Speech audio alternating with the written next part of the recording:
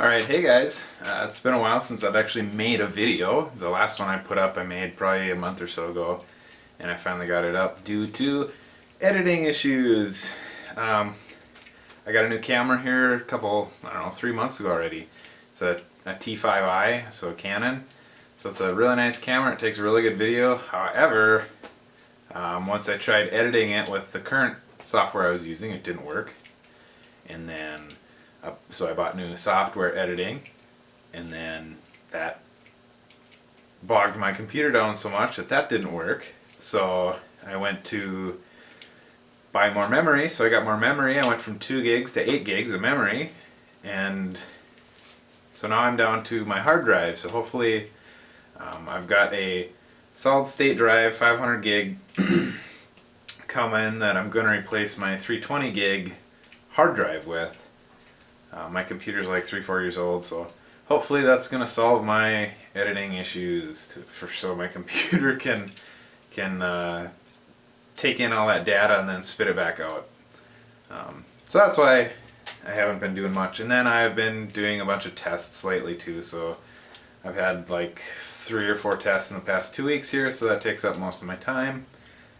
Grad school's fun, yay. But it'll be worth it. Today what I'm going to go over is I got some new tools, and I'm pretty excited about it. So I'm going to kind of show you what I got here, and we'll go over them a little bit. One of the things I got was these little cutting bit sets from Enco. They come in a little set of 5 and they're like 30 bucks, so I'll show you those. And then I got a brand new spanky new old, used by somebody else, buck chuck, 6-jaw adjustable adjust-true chuck. So and then I'll show you my little powder measure that I finished up here, so take a look. Alrighty guys, so let's set this off to the side here for a second, and we'll set that off to the side and that off to the side, and check that out. So what that is this is a project. If you've watched some of my other videos, oop, sorry, don't mind me bumping stuff. I made this powder trickler here, I don't know, a few months ago, and I finally got around to making a base for it. And what this guy is this is a hunk of pewter. So I got some old pewter cups and plates and whatever else I got from, you can get them at thrift stores and garage sales and stuff for, pretty cheap if they're banged up. People don't really care much after they get banged up. They're not of much use to people, but they're great for making things. And so what I did is I got a soup can, and you burn all the lining out of it, otherwise it'll bubble up. And then get your cans or whatever, cans, not cans, but mugs, plates, whatever you got. Melt them in a pan or a cast iron pan and pour them into that soup can, and then you got yourself a nice little slug. And then what I did is I just chucked this big round piece up, drilled a hole, and then I had this little piece here that I made for a demonstration a while ago, and all it is a threaded chunk of bar that got centered, and it looks kind of nasty now because I've been using it quite a bit, but so I found my right size nut, and then I drilled a hole in the middle of my slug to fit this guy, so that fits in there pretty much perfectly. And then I was able to screw this on, and then you can turn it in the chuck, or turn it in the lathe, sorry. So then I did face off the outside, face off this, and then I probably did it the other way here. I probably did the back side first, trued it up, and then either way, do the back side first, flip it around, and then I started doing all this stuff. I counterbored this a little bit back before I got this, and then while this was in there I was able to counterbore it the rest of the way to my diameter that I needed for my brass piece. So that worked out extremely well, and these radiuses are from I cut the cutting bit to that radius and just ran it in there a couple times. These grooves are from a parting tool, and then polish it up a little with stainless steel or sandpaper, whatever your choice, and a little Brasso polish. And there we go. So now I got a nice, sturdy little thingamajobber, so I can trickle out my powder. So that's that. Number 2, I got this. I had this with my Phase 2 set that I got, and then I picked myself up a little boring bar, so that's kind of nice to have. However, it takes the little 1/4 inch IC bits, which I wasn't too crazy about, and I didn't realize it till after I bought it. So this is a 5/8 bar inside this Phase 2. This is for an AXA. This is a 250 104. I think you can put 3/4 inch ones in here too, but I am probably going to buy another bar and get the 3/8 inch inserts, because I'm having a hell of a time finding the right size inserts for this guy that fit it and do what I want to do. But that's cool. Got that guy. And then, let's see. We'll save the best for last here. Here's my Enco stuff.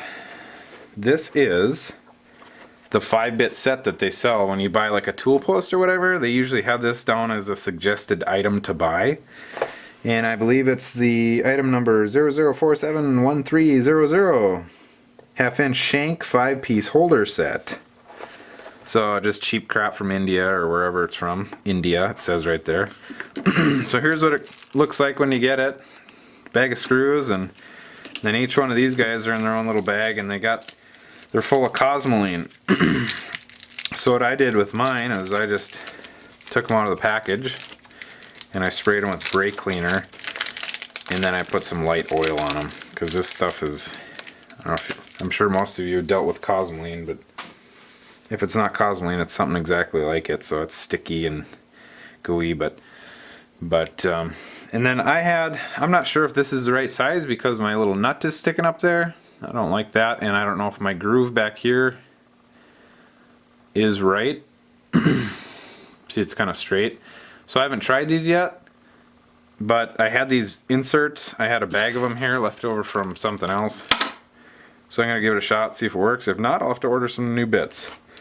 So there's my 5-bit set, and they go from right cut to like a 45 to 90 to 45 to a left cut, if that makes sense. And then last but not least, look at that guy. That's pretty cool, huh? I've wanted one of these forever, and I finally found one that they didn't want $700 for. It actually came off a woodchuck. A wood lathe. Let's check that out. Buckchuck. Kind of one of the Cadillac of chucks. Buckchuck and Bison, and I know there's another one made in England, but I figured for what I do, this will be more than sufficient. The problem I had with I had a 4-jaw that worked just great, but when I'm doing barrels, my 4-jaw that I had came off a different lathe, I'm sure of it, and it only had like an inch 20 bore diameter, so that kind of sucked. I mean, I couldn't stick an 1.25 inch barrel in that thing. It's just kind of pointless. So I figured, well, what the hell? As long as I'm out there buying a new chuck, I might as well get the one I want. So if some of you guys out there aren't familiar with these Adjust True Buckchucks, first thing is it's a 6-jaw. I got 1.5 inches or a little over 1.5 inches through hole, and then you can adjust these things just like a 4-jaw. So I'll probably do another video on this, but that plate back there, it's kind of loose. It's tightly mounted, but it's enough to let it move, so you can dial it in to wherever you want it.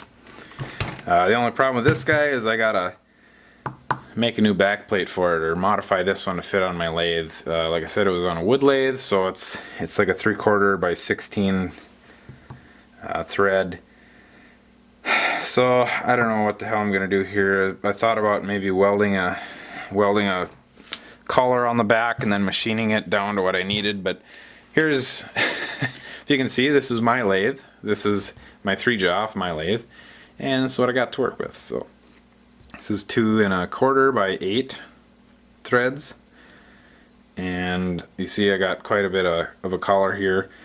So not quite sure what I'm gonna do with that guy yet, but either way I'm gonna make it work. So the only thing I don't like about this particular chuck is the jaws are reversed from the way that I would want them. I would like the pointy end, or the inside part of the jaw, to stick out further, and then this back part of the jaw to stick down further. So that way when I got a piece of material sticking out here, you know, it's sticking out a half inch or 3/4 of an inch from the jaws, but I'm gonna have to bring it out here to make it work for what I want. So it'll end up, it's probably not gonna be a big deal with the stuff I do, and I usually support it, but you want to get as close back in there as you can. So I might try and find some different jaws for this guy too. And I got both chucks with it, so there you go. There's just a little update of what I've been doing and what I've done in the past few weeks here. Not much, but got some new tools. So if you guys find this helpful, please feel free to share it, subscribe, like it, comment, whatever you want to do. And if you got some free time, check out my other videos. I have over 100 videos on different stuff. Cars, guns, little machining. I got some crazy dogs on there if you want to see those guys. But if nothing else, you might learn something, or it's good entertainment. So till next time, take her easy, be safe, and I'll see you guys later. Thank you.